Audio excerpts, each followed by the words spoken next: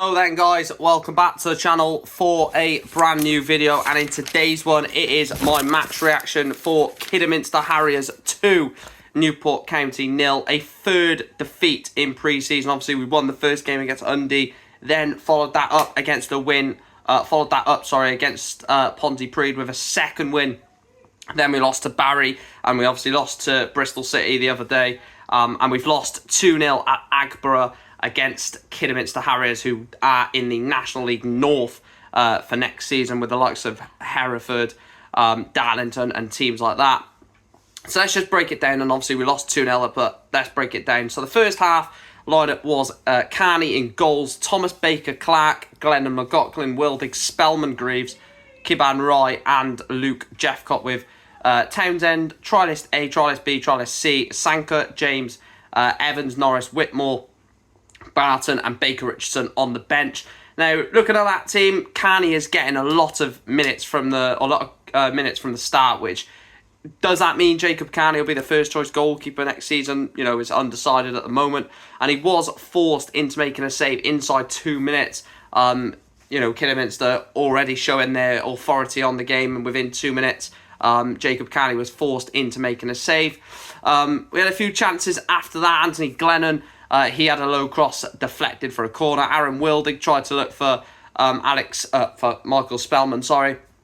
And in the 12th minute, Carney produced another fine save. Anthony Glennon lost the ball inside the area, and it forced Jacob Carney to make a good save from close range. And 2 minutes later, Zach Brown was fouled inside the area to give Kidderminster Harriers a penalty, which Ashley Hemmings buried past Jacob Carney to make it Kidderminster Harriers 1, Newport County 0. And from that moment of conceding the goal, again the pressure built Kiban Rye and Anthony Glennon down that side, causing some attacking threat basically. Anthony Glennon then had a free kick, which was met by Josh Thomas, which was blocked behind for a Newport corner. Carney had to make another save before the half, but again, we had more chances with Kiban Rye picking out a ball for Ollie Greaves, saved by the goalkeeper, and then Anthony Glennon, 8 minutes before the break, he whipped in a teasing cross right across the face of goal, but was collected by the goalkeeper. Now, at half-time, you must be thinking, like, we're 1-0 down, we're probably the better team based off what I seen. I didn't look at Kidderminster's Twitter to sort of see what they were saying about the game, but it looked like we were creating a lot of chances. It looked like, obviously we conceded the goal, so we knew we had to get back into the game immediately, which we were starting to do, with Kiban Rye, Glennon's crossing, Ollie Greaves getting put in behind. And then at half-time, or basically half-time, Jacob Carney came off for Nick Townsend, was the only change at the break. And then Anthony Glennon, again, down that left-hand side, getting past his man, whips a ball into the area, but Luke Jeffcott couldn't get onto it. And then it took just after the hour mark for Kidderminster to make it 2-0. And at this point, you're thinking, like, it's not ideal. Yes, pre-season is about fitness, is about getting back into the swing of things, but losing in pre-season 2-0 to a National League North team, a step two team in non-league, is obviously not ideal. Few minutes after that, then in the 67th minute, Courtney Baker Richardson, Jameson, Cameron Evans and Kai Whitmore came on for Luke Jeffcott, Baker, Anthony Glennon and Aaron Wildig. And 5 minutes after that, it was Morgan Smith's effort, which was saved by Nick Townsend to, nearly make it 3-0 to Kidderminster Harriers. And then 16 minutes from time, Kai Whitmore again getting in between the lines, takes it through past a few defenders of Kidderminster Harriers, but just cannot get the shot off.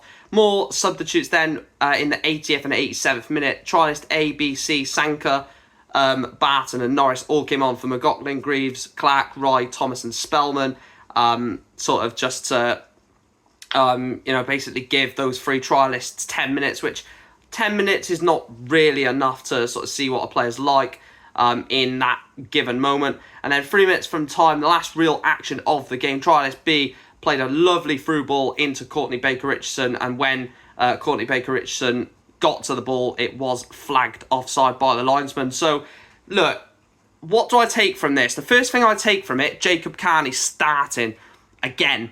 You know, does that tell me that Jacob Carney will start every week for Newport next season, or will it be Nick Townsend? Again, I'm unsure because I just don't know what Nelson Jardim is going to do. I think Anthony Glennon's going to be a massive player for us down that left-hand side. His interlinking change of play, you know, his agility, but also his incredible crossing as well. I think he will become a danger for us. Whitmore, Greaves, Spellman, those players have all got that technical ability. It's going to be an interesting one. Like I said, I don't read too much into this. Please let me know your thoughts down below for Kidderminster Harriers 2, Newport County 0. Kidderminster fans are probably happy about this just purely based off beating a Football League team 2-0. But like I said, it's going to be interesting. It is going to be basically an interesting season to see what happens. I don't base this 2-0 defeat on what we'll see in League 2 throughout the season. But if you have enjoyed this video, please make sure to smash a like on the video, subscribe, and also comment down below your thoughts on this game. Do you read as much into pre-season? I don't really, but be interesting to see your thoughts. Kidderminster 2, Newport County 0, match reaction. Like, share, subscribe, like I said. I'll see you in the next one, up the county.